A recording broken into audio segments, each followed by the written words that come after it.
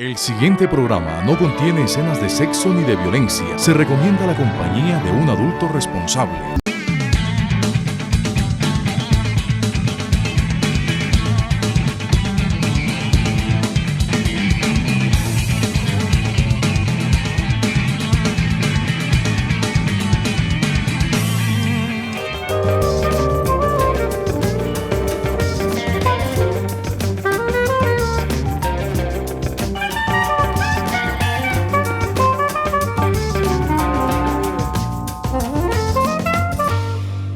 Amables televidentes, muy buenas noches. Bienvenidos a Congreso y Sociedad, el programa institucional de la Secretaría General del Senado de la República. Hoy tenemos en nuestro programa la presencia de uno de los más importantes senadores de Colombia, el exministro Rodrigo Villalba Mosquera. La suya ha sido una carrera política sostenida y ascendente. Fue concejal, alcalde de Neiva, gobernador del departamento del Huila, representante a la Cámara, senador en varias ocasiones y ministro de Agricultura. Su tema, el agro colombiano. Bienvenido a este programa, senador Rodrigo Villalba.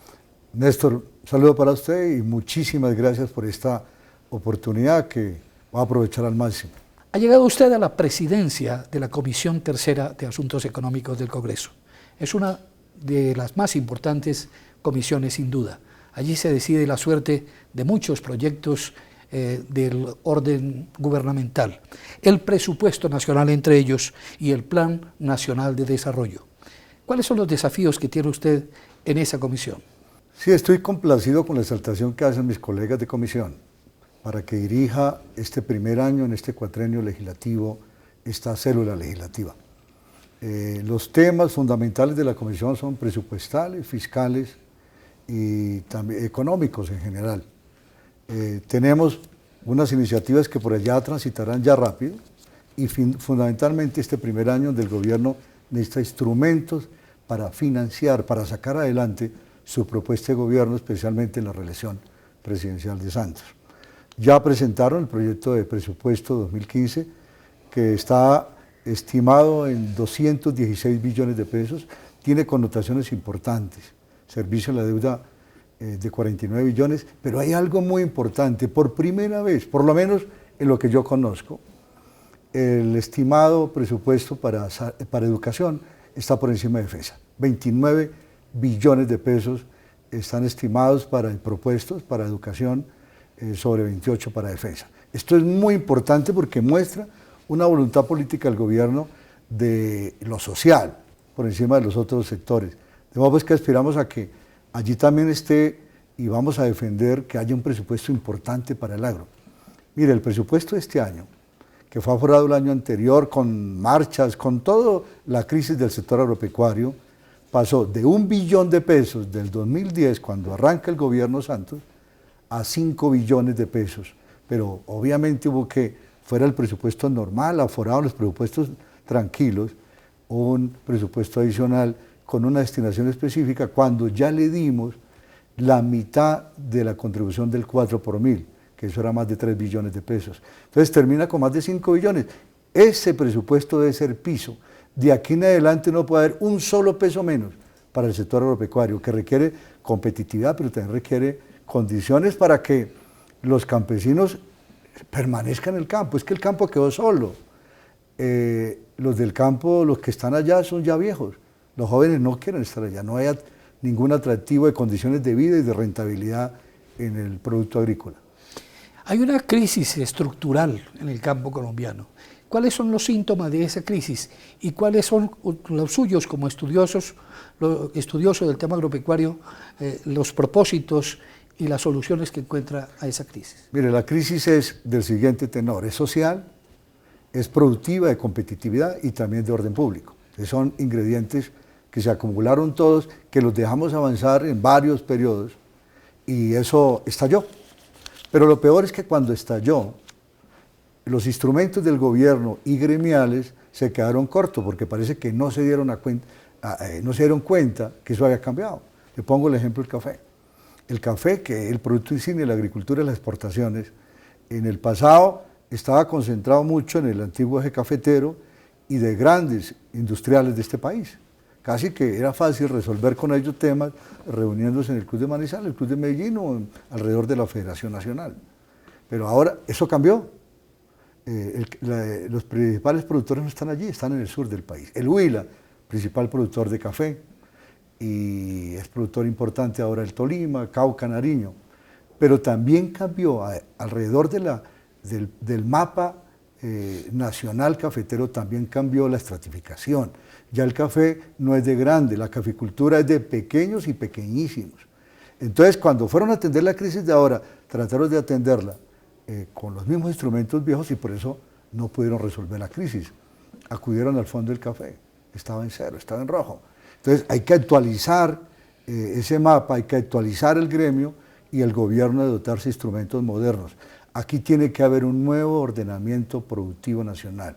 Aquí tiene que haber una nueva mirada al campo donde crean que esa vocación económica no ha cambiado. Es la principal de este país.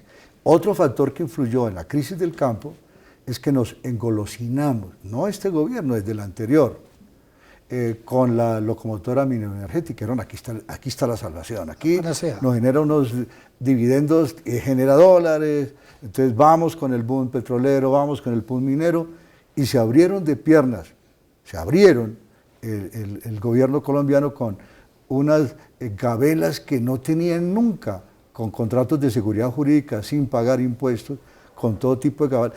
Literalmente le regalamos muchos billones de pesos a multinacionales para que vinieran a explotar aquí la minería y el petróleo, y descuidamos el campo, dimos licencias a diestra y siniestra, y no tuvimos en cuenta que eso afectaba la agricultura de quienes estaban allí y el medio ambiente. Entonces hay un problema muy grave. Contrapusieron los intereses mineros energéticos sobre el agricultor y los agricultores, vocación económica de este país importante. Entonces hay que definir nuevamente que la vocación económica de Colombia es la agricultura, está en el agro, el sector rural, y allí hay que hacer un ordenamiento productivo de verdad y combinar condiciones de vida para tener allá a los campesinos, para que eso no esté desolado. Entonces hay que recursos para lo normal, haya salud, educación, haya vías, y haya buena vivienda, haya buenas condiciones para que allá nos queden las familias de productores. Pero también tenemos que hacerlos competitivos para que ellos vuelvan a tener rentabilidad en el negocio del producto agrícola y pecuario. Bueno, un análisis sobre la realidad del campo colombiano con el exministro de Agricultura y senador de la República, presidente de la Comisión Tercera de Asuntos Económicos, Rodrigo Villalba Mosquera. Aquí en Congreso y Sociedad vamos a algunos mensajes institucionales y ya regresamos.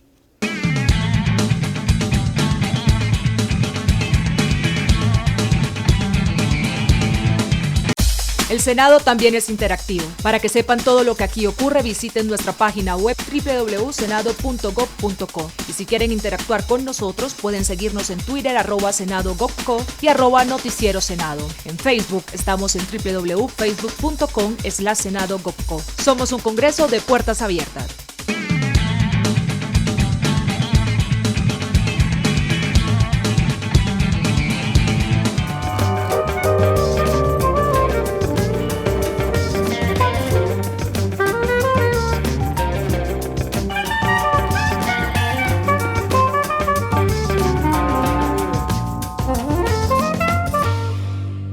Regresamos aquí a Congreso y Sociedad con Rodrigo Villalba Mosquera, senador de la República y experto en el tema agrario. Senador Rodrigo Villalba, usted ha sido un abanderado de la causa cafetera. ¿Cuáles fueron los logros en la crisis que vivió el país que se lograron acá desde el Congreso con su gestión? Mire, Néstor, primero hay que contarle a la gente, a la opinión pública, la crisis. Y la crisis viene de tiempo atrás. Y tiene responsabilidad los gobiernos anteriores y tiene responsabilidad la federación. Un país que era bandera en exportaciones ya perdió mucho peso. De segundo productor a nivel mundial pasó a cuarto, a quinto y vamos para sexto. En el Producto Interno Bruto disminuyó sustancialmente su importancia en la economía nacional. Y producíamos, hagan estas cuentas, llegamos a producir 16, 17 millones de sacos. Y en la crisis nos reducimos a 7. Por supuesto, también comenzamos a producir menos por hectárea. Hay una crisis tenaz, que tiene mucho que ver con la investigación, con el cambio climático, con la crisis también mundial, pero eso quiere decir que nos quedamos atrás. Y nuestros competidores que son Brasil, el otro día nosotros le prendíamos una vela a cada santo para que hubiese heladas en Brasil porque disminuía la producción y se valorizaba la nuestra. Nosotros éramos competidores con ellos. Pues alrededor de la crisis superó eso, nunca más volvimos a hablar de heladas del Brasil. Y Brasil pasó de 28 millones de sacos a más de 50. Y nosotros pasamos de 17 a 7, pues eso es terrible. Entonces ahí hay problemas graves, estructurales, de gremio, de miramiento del negocio del café, pero también tiene que ver con productividad. Hay un problema grave de productividad. Todo lo achacamos a los precios. Es una variable que no manejamos acá. Los precios, dependemos del precio internacional, que tiene muchas variables macroeconómicas. Entonces nosotros sí podemos manejar productividad. Y entonces nuestros competidores manejan más de 20 cargas por hectárea y nosotros la mitad. Pues no somos competitivos y nos afecta el cambio de clima. Generalmente viene el fenómeno del Niño, entonces se suben las temperaturas, aparecen las plagas, disminuye la producción. Aparece el fenómeno de la Niña, hay mucha lluvia, entonces eso hace caer la florescencia, la semilla, las cosechas y disminuye la producción. Entonces eso, algo está pasando. Y hay un tema grave, gravísimo. Estamos destinando 1 billón de pesos en regalía. La mejor plata destinada en la nueva redistribución de regalías nacionales. 1 billón. Vayamos a hacer el balance. No ha sido utilizado por la Federación de Cafeteros, ni por el gobierno, ni por los entes territoriales para hacer una investigación de fondo en lo que tiene que ver para buscar una variedad productiva que sea resistente al cambio climático, que es la principal peste que tenemos los agricultores de este país. Entonces hay que enfrentarla para que el cambio climático no nos afecte la productividad. Y allá hay que investigar, y para eso debe ser regalías, para crear doctores, investigadores, y para crear variedades, semillas productivas que sean resistentes a la gran plaga que es el cambio climático. Allá hay un problema grave. Pero, ¿qué hicimos alrededor de la crisis? Que no se pudo atender así fácilmente. Bueno, pues atender la crisis con recursos, y ahí se dispusieron unos recursos de más de 1 billón de pesos. En eso el gobierno estuvo muy atento para darle un subsidio a la carga del café, pero eso no puede ser permanente. Y eso solucionó y palió la crisis. ¿Cómo se atendió de otra manera? ¿Cómo se atendían a los endeudados caficultores y agricultores de este país? Entonces se tramitó un proyecto de ley para atender a los endeudados, condonándoles parte de la cartera, reestructurándosela, con años muertos, con subsidios a la tasa, con una reestructuración muy importante, casi que es similar a una condonación. Pero ese fue un instrumento muy importante que tramitó este Congreso, que lideramos nosotros y que por supuesto auspició el gobierno. ¿Y cómo se atiende todo esto? Con recursos, con plata, voluntad política, se expresa con presupuesto. Se le destinaron unos recursos muy importantes de unos ingresos que se estaban desmontando, como es el 4 por 1000. Ya se iban a desmontar, y modo, el gobierno no los desmonte, venga para acá, destinémoslos para el sector agropecuario. El gobierno nos dijo que no, después nos dijo que sí, que el 50% de esa contribución fuera para el sector agropecuario. Se tramitó en las comisiones terceras, y es una ley de la República que le dio desde el año pasado 3 billones de pesos al sector agropecuario. Es muy importante.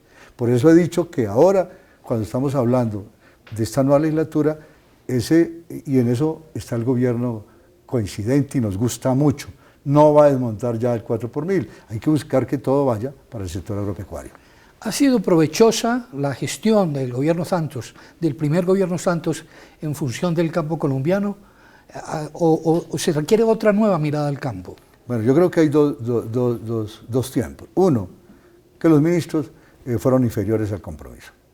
Ellos a veces, y con entusiasmo, el primero se dedicó mucho a mirar todo este tema de tierras, de titulación, de adelantarse seguramente el proceso de paz, y está bien, pero descuidó la parte productiva, la tradicional misión del sector agropecuario. Entonces ahí vino la crisis y nos cogió con los brazos cruzados. Entonces yo creo que ahí hubo una falencia, pero el gobierno reaccionó positivamente y aceptó que hay crisis, aceptó que los instrumentos son insuficientes. Aceptó que había que ponerle mayores recursos y se los aportó, los apropió. Aceptó que hay que subsidiar al campo sin ningún reato cuando hay que apoyar a unos agricultores que han hecho soberanía, patria, que le han aportado tanto y que pertenecen a un sector que es principal en la economía nacional. De modo pues que yo creo que hay que reconocer eso. Todo no es malo, hubo crisis, hubo descuido, pero una reacción oportuna y hay provecho. ¿Qué opinión le merecen los proyectos para el campo que anunció el presidente Santos en la instalación del pasado Congreso? Habla de un proyecto del Estatuto de Desarrollo Rural que está clamando a gritos hace tiempo y se ha demorado por las consultas previas con comunidades afros e indígenas.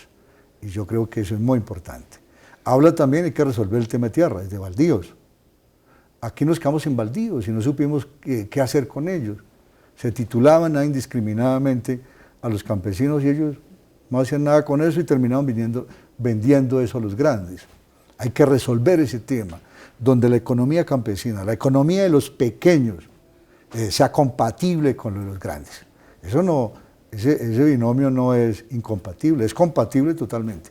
Hay que hacerlo en la práctica y crear unos clústeres productivos agrícolas en esas regiones como la Orinoquía. Entonces, allá tenemos que ir. Pero alrededor de todo esto, y nosotros estamos trabajando en diálogo rural y el gobierno tiene una misión de muy alto nivel, que es la misión rural. Ahí tiene que haber elementos muy importantes con las vivencias, con la crisis, con todo lo que hayamos sacado de todo esto, crear una política de largo aliento en el renglón más importante de la economía, como es el tema agrario colombiano. Bueno, es un análisis a fondo de la problemática rural, de ese campo que tanto tiene que ver con el desarrollo nacional, pero que también está obstruido y afectado por múltiples problemas, entre ellos el problema del conflicto armado. Ya vamos a hablar del conflicto armado, del nuevo Congreso y de otros temas de latente interés con el senador Rodrigo Villalba Mosquera. Aquí en Congreso y Sociedad vamos a algunos mensajes institucionales y ya regresamos.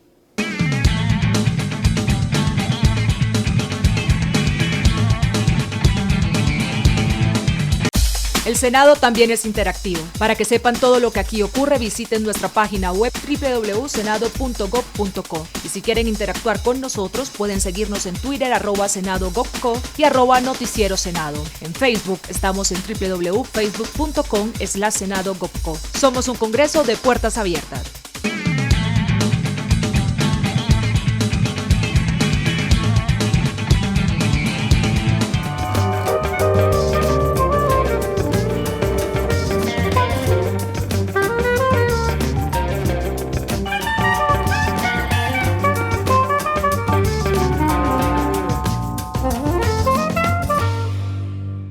Regresamos aquí a Congreso y Sociedad con el senador Rodrigo Villalba Mosquera.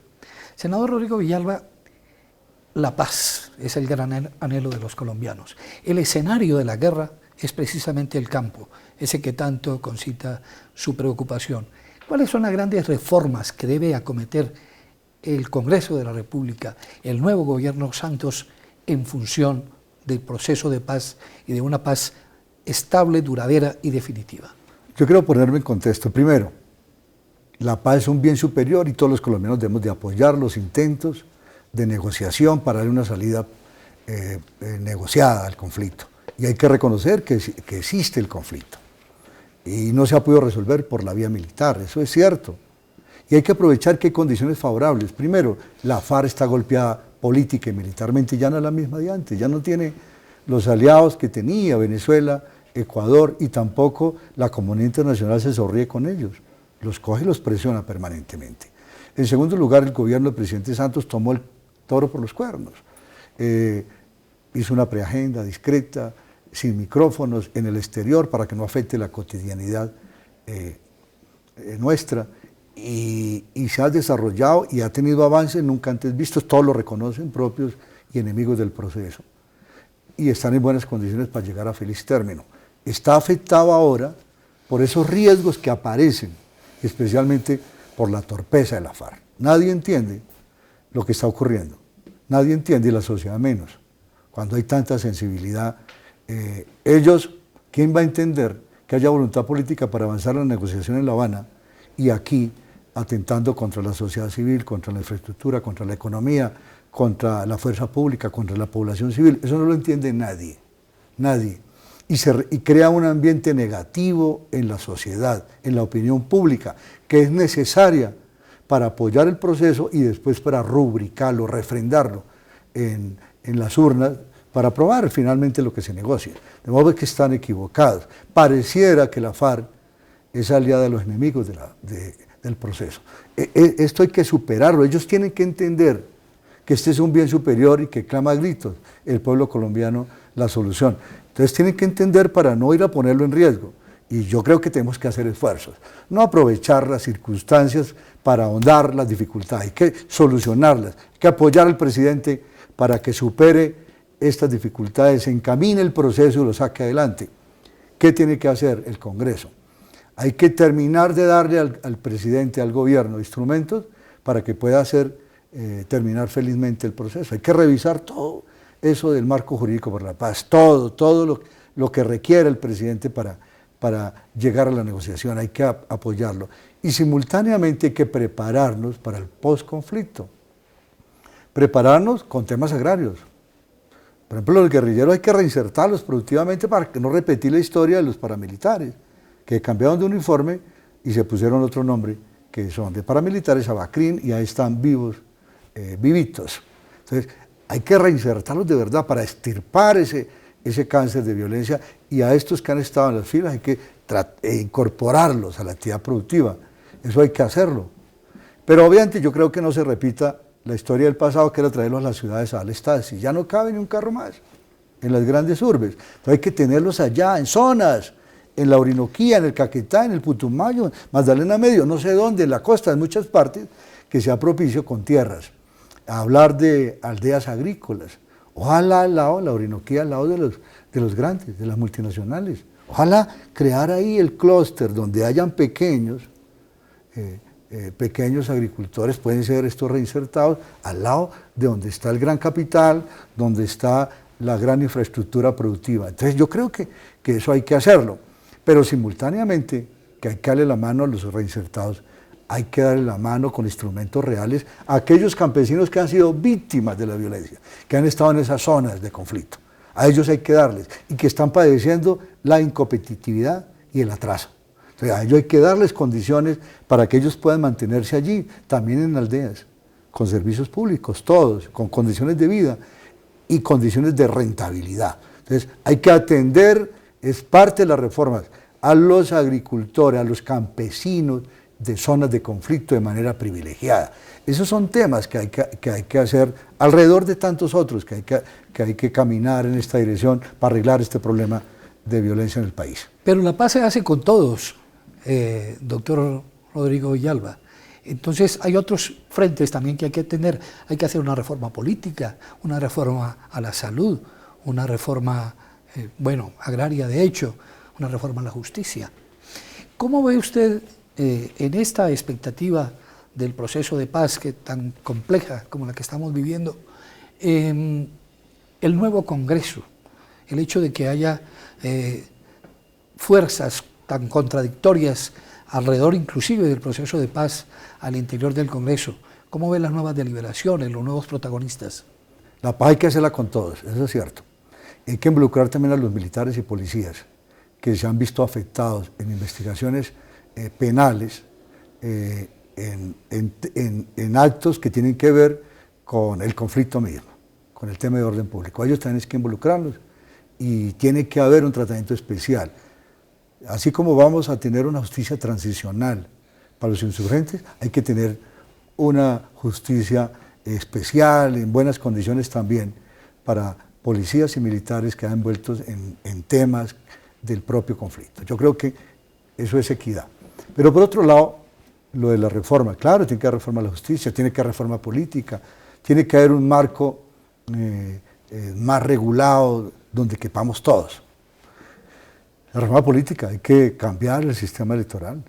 El sistema electoral está hecho como para que la gente no vote, como para que no acuda, para que acudan unos pocos, para que sea el predominio de los de siempre. Hay que tener apertura.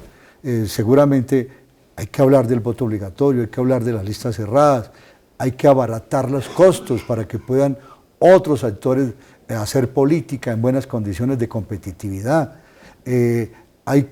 Los partidos tienen que simultáneamente buscar unos mecanismos de democracia interna para que sus militantes y sus dirigentes no le tengan miedo a las listas cerradas.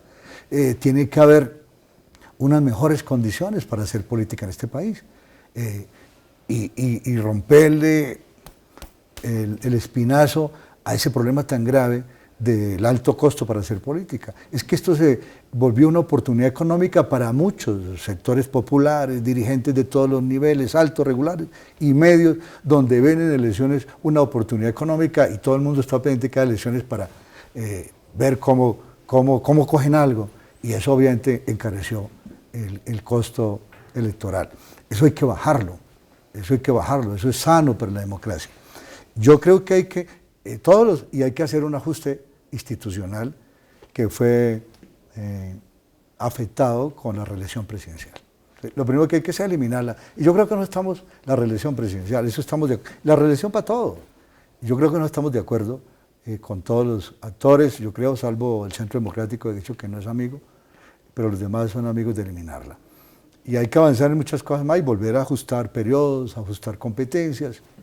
Yo creo que eso hay que caminarle, pero tiene que alrededor de eso caminar también simultáneamente las reformas estructurales de tipo social, la educativa, la de salud, la de todos estos temas y la productiva. No, pues que yo creo que vamos con esperanza, veo con buenos ojos la llegada de nuevos actores al Congreso, Centro Democrático, y figuras como la del expresidente Uribe y la Verdes con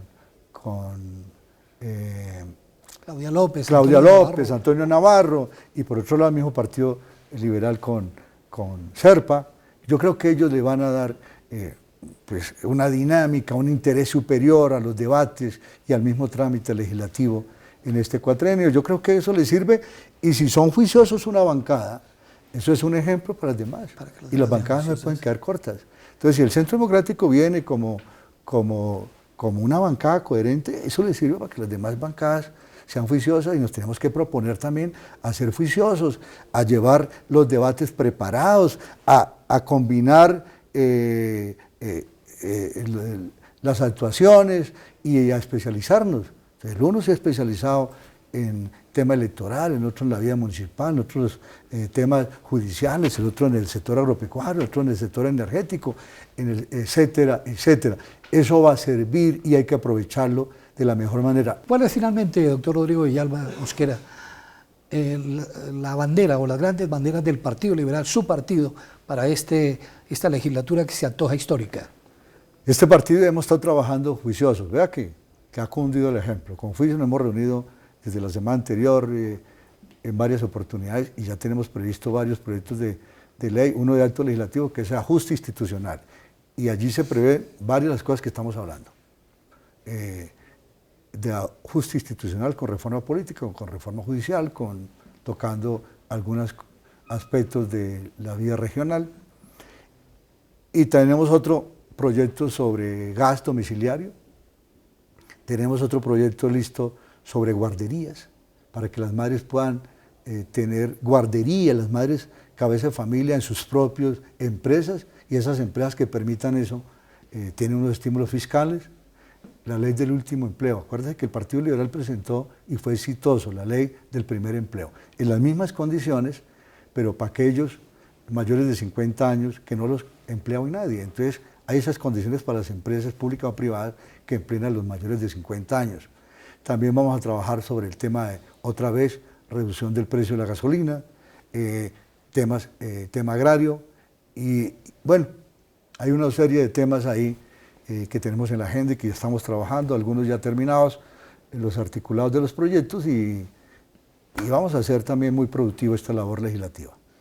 Bueno, muchísimas gracias, doctor Rodrigo Villalba Mosquera, por su presencia aquí en Congreso y Sociedad, con una visión de estadista de conjunto sobre la sociedad colombiana de hoy, cuando nos enfrentamos a unos retos magníficos, como los de llevar a feliz término el proceso de paz en esta segunda administración Santos, y el Partido Liberal, su partido, tiene muchísimas acciones en este gran propósito nacional. A ustedes, amables televidentes, los invitamos a contactarnos a través de nuestras redes sociales. Los invitamos aquí, a Congreso y Sociedad, en una próxima oportunidad.